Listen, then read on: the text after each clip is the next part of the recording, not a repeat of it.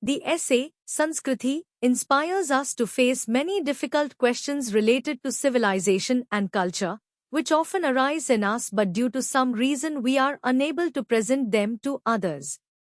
In this essay, the author, Bhadant Anand Kausalyayan ji, has tried to explain by giving many examples what is called civilization and culture. Are both the same thing or different?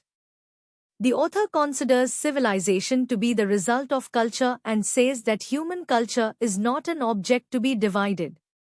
The author is surprised and saddened by the people who divide culture. In his view, that which is not beneficial or beneficial for man can neither be civilization nor can it be called culture. The author says that we use many words in our life, some we understand and some we do not. To such words are civilization and culture. It seems that we know the meaning of these two words, but when many adjectives are attached to these two words, for example, material civilization and spiritual civilization, then the little meaning of both the words which we understood earlier, that too becomes wrong due to these adjectives. The author does not understand whether civilization and culture are the same thing or two things. If they are two, then what is the difference between the two? The author is asking us to think about the time when man had not invented fire. The author is asking us to imagine because today every household has a stove burning. That is, today fire is used in every household. But the author asks us to think that imagine how great an inventor the man who would have invented fire for the first time would have been. Because after the invention of fire, man was able to live a simpler life and also became more civilized. Or the author also asks us to imagine the time when humans did not know anything about needle and thread. The man who first thought that two pieces of cloth can be joined together by rubbing a piece of iron, piercing one end of it and threading a thread through that hole, must have been a great inventor. There are two things in both these examples. In the first example, one thing is the power of a particular person to invent fire and the other thing is the invention of fire. Similarly, in the second example of needle and thread, one thing is the power to invent needle and thread and the other thing is the invention of needle and thread. The author says that the ability or the inspiration or the enthusiasm due to which fire and needle and thread have been invented is called the culture of a particular person, and the invention done by that culture, or the thing that that person has invented for himself and others, is called civilization. The person who has the first thing, that is, ability, more and more in pure quantity, that person will be a more pure inventor. A cultured person invents something new, but his children or his future generations get that thing automatically without any effort.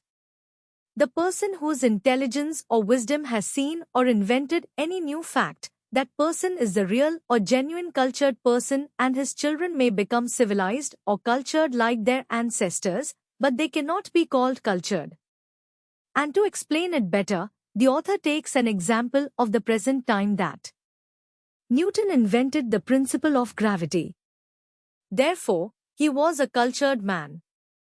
Today's student may know many principles and things along with gravity, but even then we can call today's student of physics more civilized than Newton, but cannot call him as cultured as Newton. The reason for the invention of fire must have been hunger in the stomach, due to which the desire to cook and eat good food must have been the reason for the invention of fire. Needle and thread must have been invented to join clothes in different ways to protect the body in the cold season and to decorate the body in the summer season. Now the author asks us to imagine that a man whose stomach is full, whose body is covered, but when he sleeps under the open sky and sees the stars twinkling in the sky at night, then he cannot sleep only because he keeps getting worried to know what is this big plate full of pearls? The author means to say that only the desire to fill the stomach and cover the body is not the mother of human culture. Because the person whose stomach is full and whose body is covered, still who cannot sit idle, is actually a cultured person. The author tells us that a large part of our civilization has been inherited from such cultured people, whose intellect has been influenced primarily by gross physical factors. But we have also received some part of our civilization from such learned, intelligent, or thoughtful people who have attained a particular fact not by being under the influence of any physical inspiration or by being hypnotized, but only because of the natural or simple culture within them. And the learned man who could not sleep by looking at the stars at night was the first person to convey our today's knowledge to us. Giving up a piece of bread in his mouth to put a piece of bread in the mouth of another, a mother sitting with a sick child in her lap the whole night. Lenin feeding others the dry piece of his double roti instead of eating it himself, Karl Marx spending his whole life in misery while dreaming of seeing the workers of the world happy, and Siddharth leaving his home only so that the humanity fighting under the influence of strong lust could live happily. Where do such feelings arise in a person? Any ability that makes someone invent something or provides information about a new fact keeping in mind the welfare of others is culture. So what is civilization? The answer is that civilization is the result of culture. If culture loses its connection with the feeling of welfare, it will remain uncultured. If any invention is made with the feeling of welfare, then it is culture, but if the feeling of welfare is not inherent in it, then it will be uncultured.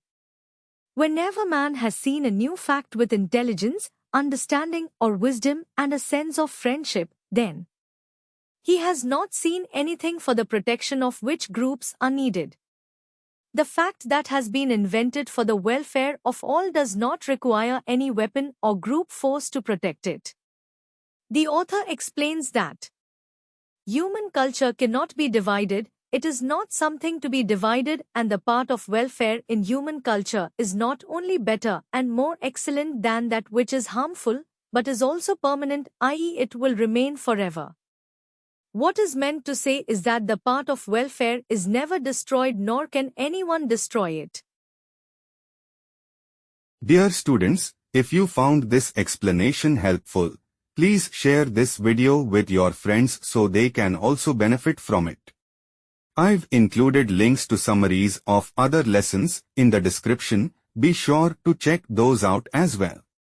For more lesson explanations, don't forget to subscribe to our channel.